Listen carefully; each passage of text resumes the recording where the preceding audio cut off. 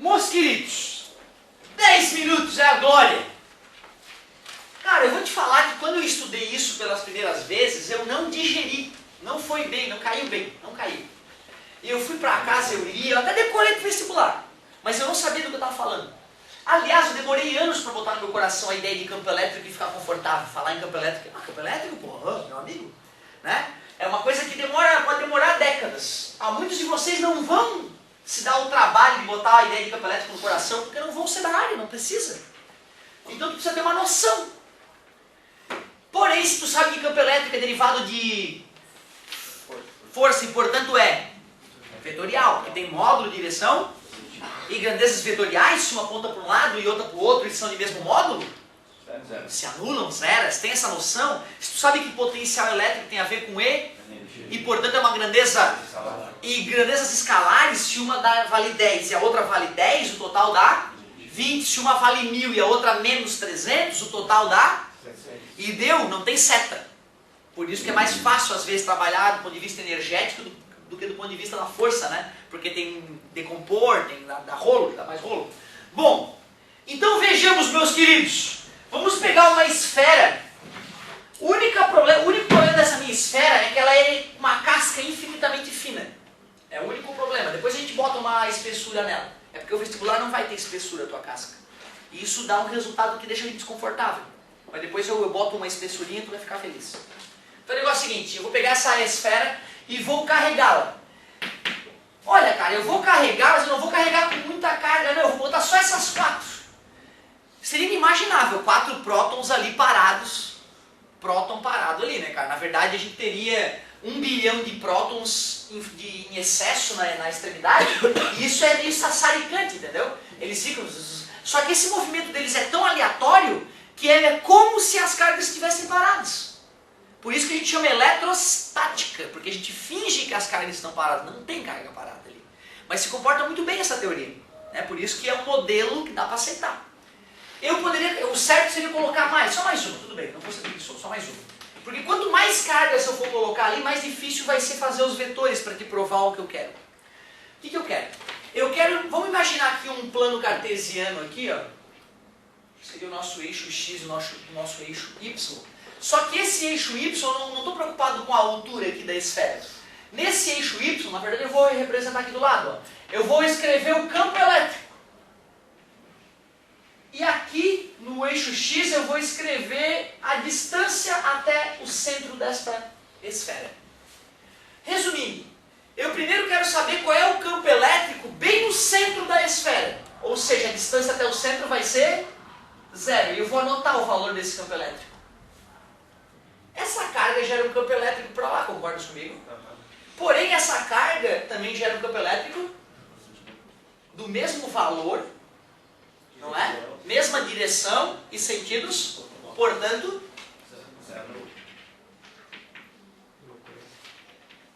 e aí?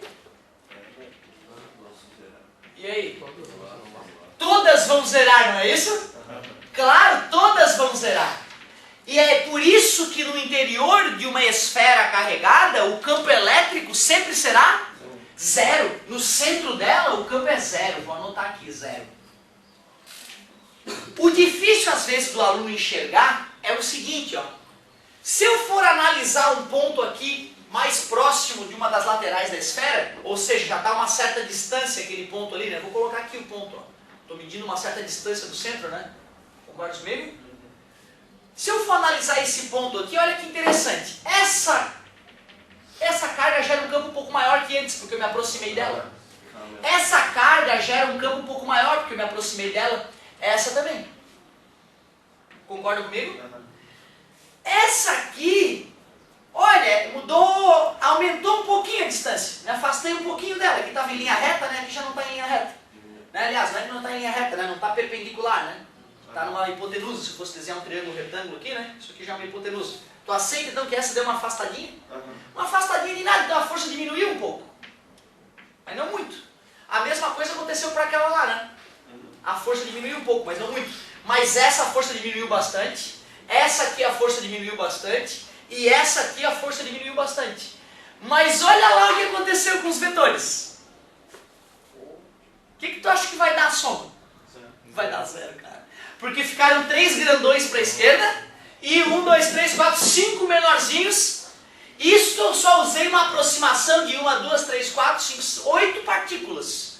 Se eu tivesse botado 1 bilhão de partículas, tu veria que essas várias forcinhas menores para lá iam anular essas menos, mas muitas também forças maiores para cá.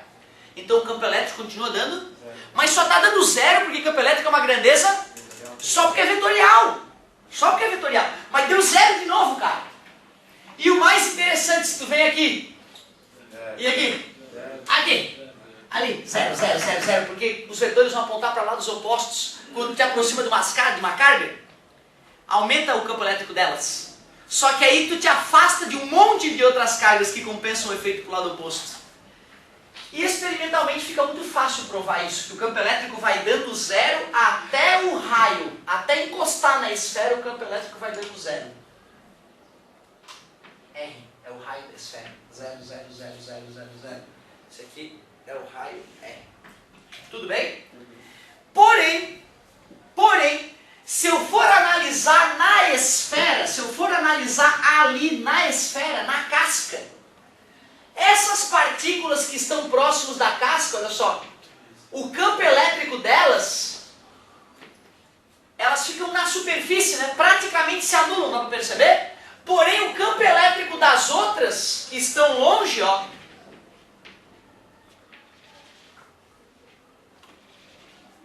tem como dar zero isso aí, cara? Dessa vez não tem mais como dar zero. Porque esses dois aqui não estão mais apontando para o lado oposto. Ou seja, na casca da esfera, os vetores já não podem mais se anular. Tu vê, eu consigo chegar a essa conclusão botando poucas partículas ali, usando uma noção boba de campo elétrico. Então tu vê, ó, no raio não é mais zero, bolinha aberta. Dá um certo valor. Mas olha que interessante, vê se vocês concordam comigo. Se eu me afastar ainda um pouco mais... A galera de casa não está vendo o gráfico acontecer ali. Se eu me afastasse um pouco mais, vocês concordam agora que esses vetores aqui também vão mudar de posição? Deixa eu me afastar um pouco mais. Deixa eu despoluir aqui.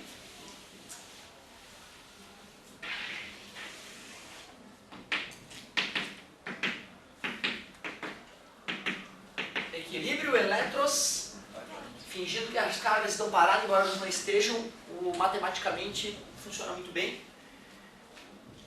Analisei bem encostado aqui, não foi? Agora eu vou analisar um pouco aqui fora. Olha o que aconteceu. Essas partículas que têm um campo elétrico forte porque estão próximas, estavam se anulando, né? Já nitidamente não se anulou. E aí as das outras são campos elétricos menores, mas com certeza todos contribuindo um pouquinho um com o outro, concorda comigo? Todos esses campos elétricos aqui contribuindo um pouco com o outro. Comparado com o que estava acontecendo na superfície, aumentou um pouco o campo elétrico, né? Porque quem mais está contribuindo agora são esses dois vetores grandes, eles estavam se anulando aqui perto, encostado na superfície. Galera, o campo elétrico, depois que tu desencosta da superfície, ele salta, ele dobra de valor em função da mudança de ângulo. Mas depois que eu me afastei da esfera e começo a medir o campo elétrico se comporta como se todas as cargas estivessem no centro. Aí se comporta com a fórmula do campo elétrico clássica, K, que é o quadrado, K vezes Q sobre D ao quadrado. Por isso que ele vai caindo com o quadrado da distância. Beleza? Então tu vê, cara, eles cobram no vestibular essa noção de que o campo elétrico no interior de uma esfera carregada é zero. Na esfera em si dá um certo valor, x. E se tu desencosta da esfera pelo lado de fora, dobra, 2x. E depois vai caindo. Eu olhei para isso quando o senhor fez esse gráfico e assim, conta outra, né, cara? Tá bom que Deus criou uma coisa doentia como essa, eu não aceitei. Eu decorei, mas eu não aceitei. Só que o cara não fez o estudo vetorial.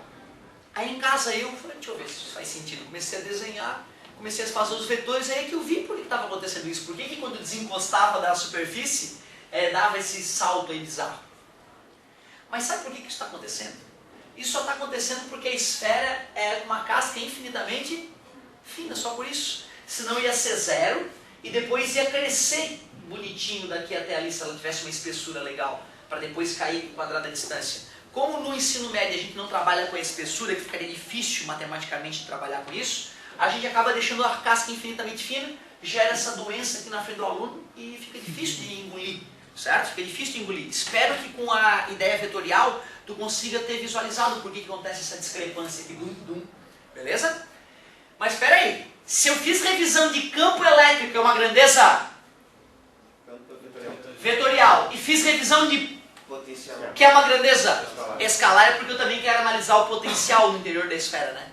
Certo? Vamos lá. Vamos aproveitar aqui e embaixo já vamos fazer o gráfico da voltagem no interior da esfera com a distância. Pois não. Mas essa esfera seria oca? Ela é oca. Isso aí, por isso que eu falei que a casquinha dela é infinitamente fina. Certo? É o sinal? Ah! Então eu vou parar por aqui porque eu não quero destruir nosso recreio. Mas faz o seguinte, ó. Pô, pensa bem, cara. Carga positiva gera potencial. Positivo, carga positiva gera potencial. E potencial positivo com mais um potencial positivo, tu vai somando a um potencial positivo, que não é zero. Só que quando tu vem pra cá, essas distâncias diminuíram. E as outras aumentaram. Mas como algumas aumentaram, outras diminuíram, no final das contas, continua o mesmo valor. Ou seja, não é que vai se anulando, vai dando constante, constante, constante. Mas no raio, aí ela começa a se comportar como se todas as cargas estivessem no centro. Mas olha que não caiu tão intensamente quanto o campo. Por que o potencial não caiu tão intensamente quanto o campo? Porque o potencial é K vezes Q sobre D, não é D ao quadrado. Cara, o dia que tu estiver no interior de um corpo metálico, não te preocupa com efeitos elétricos externos, porque nada pode te atingir. Porque no interior de um corpo metálico, mesmo carregado, o campo elétrico é nulo, não vai ter força elétrica atuando em ti. E o potencial é não tem DDP, diferença de potencial, então nunca um raio vai te atingir dentro do carro, mesmo que tu esteja pelado e molhado, encostado no metal do carro, certo? Carro sem pneu, encostado no chão, está chovendo, e os raios começam a cair do lado da tua mão, a 2 centímetros da tua mão, não acontece nada contigo. Gaiola de Faraday. Para provar essa ideia que Faraday descobriu, ele chegou a fazer uma gaiola de tamanho real, se enfiar dentro em meio de tempestade, amarrada no para-raio, até raios caírem na gaiola e ele sair ileso lá de dentro, mostrando a sua teoria. Por isso é chamado de gaiola de Faraday ou blindagem eletrostática. Por isso que avião, né, não tem perigo nenhum. Todo avião já tomou vários raios aí e não tem grandes problemas. Claro que pode sim dar uma pane elétrica, mas as pessoas não vão morrer porque o raio eletrocutou elas. Certo? Porque o avião caiu porque deu aquela queda. Galerinha, a tua tarefa que é? Ler páginas 1 e 2 e resolver páginas 3 e 6. Beleza? Muito obrigado pela paciência, desculpa ter destruído o recreio. Valeu. Então, quer dizer que por causa